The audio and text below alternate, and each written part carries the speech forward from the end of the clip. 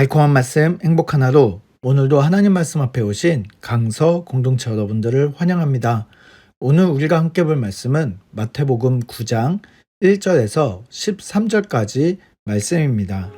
예수께서 배에 오르사 건너가 본 동네에 이르시니 침상에 누운 중풍병자를 사람들이 데리고 오거늘 예수께서 그들의 믿음을 보시고 중풍병자에게 작은 자야 안심하라.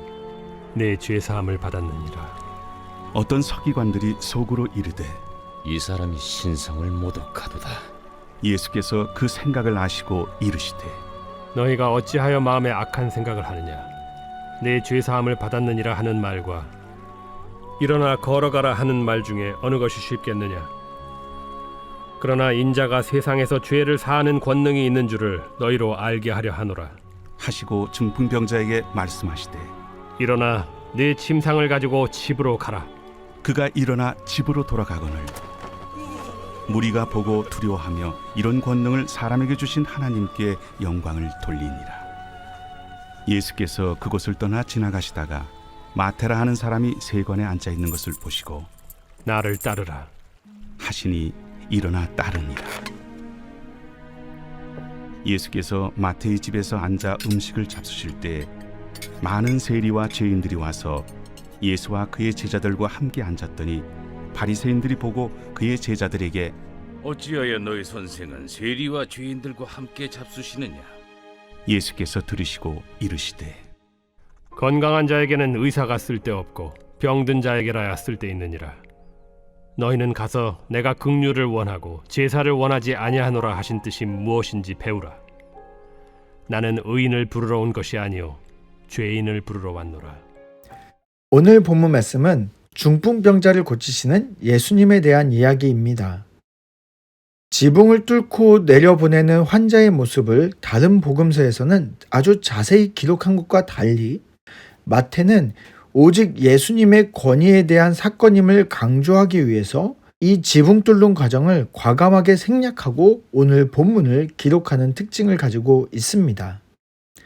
침상에 누운 채로 환자가 예수님 앞에 등장합니다. 이 중풍병자에게 그동안의 모든 비참했던 삶을 예수님께서는 다 알고 계시기에 그에게 가장 먼저 이렇게 말씀하시죠. 작은 자야, 아들아 라고 따뜻하게 부르고 계시는 것입니다. 그리고 의외의 말씀을 하나 하시게 되죠. 내 죄사함을 받았다. 당시의 질병은 죄의 결과로 이해되었기 때문에 당사자에게는 육체 회복보다 오랜 고통이었던 영적 실패감의 회복이 더 필요했던 것을 예수님은 알고 계셨던 것입니다.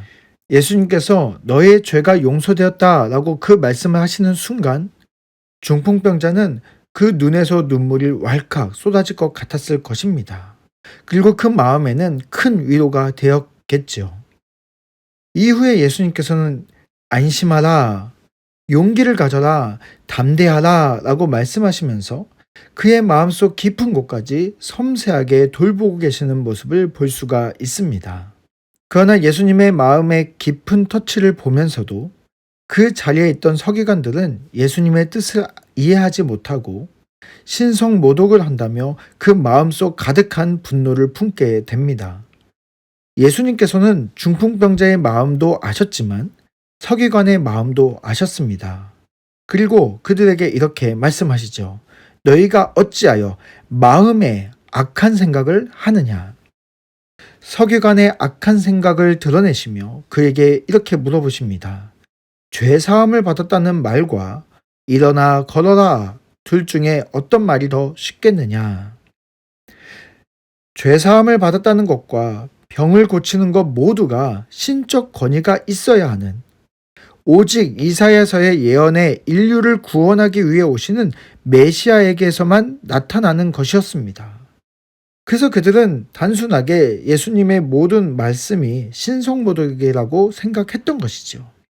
그래서 예수님은 자신이 예언된 그 인자임을 강조하시면서 바로 눈앞에 있는 자신이 성경에 예언된 그 구원자임을 강조하시면서 이제는 죄를 사하는 권능이 있음과 함께 병 고치는 능력을 보여주시며 중풍병자에게 내 침상을 가지고 집으로 가라고 말씀하시는 것입니다. 이후 9절 말씀부터는 본문을 또 한 명의 마음에 병든 자를 찾아가시는 예수님을 보여주고 있습니다. 그는 바로 마태였습니다. 그의 본명은 레위입니다.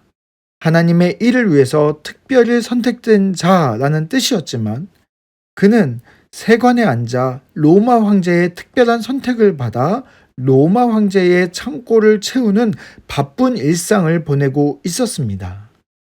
예수님께서는 그를 찾아가 나를 따르라고 초청하고 계십니다. 예수님의 그 부르심에 마태는 예수님을 따라가 자신의 집으로 초대합니다. 마태의 집에는 큰 잔치가 열렸습니다. 그러나 세리에게는 친구가 있을 턱이 없었죠.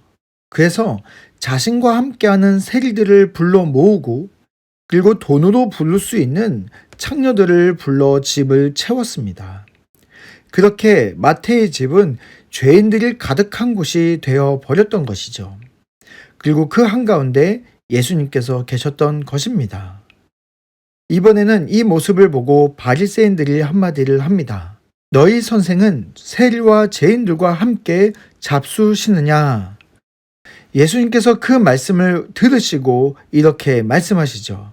건강한 자에게는 의사가 쓸데없고 병든 자에게라야 쓸데 있느니라. 나는 의인을 부르러 온 것이 아니요 죄인을 부르러 왔노라.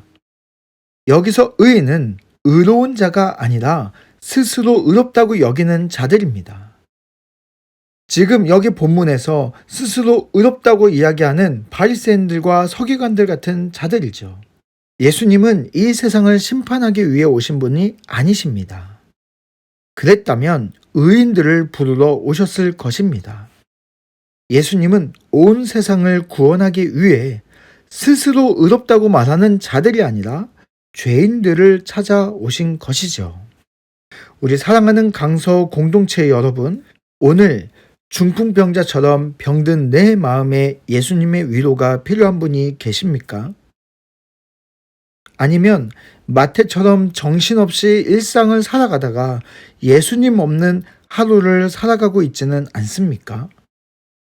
예수님은 나의 구원자이시기도 하지만 오늘 나의 일상에 찾아오셔서 무너진 나의 삶에 의사가 되어주시는 분이십니다. 오늘도 우리에게는 예수님이 필요합니다. 그분의 권위가 우리 일상에 나타나야 합니다. 그분이 없이는 오늘도 한없이 죄인의 바닥을 드러내는 나이기 때문에 우리는 오늘 하루 모든 일상에 예수님이 필요합니다. 예수님과 동행해야 합니다. 오늘 하루 예수님과 동행하며 그분이 가져다 주시는 하나님 나라를 온전히 누리시는 우리 강서 공동체 모두가 되시기를 바랍니다.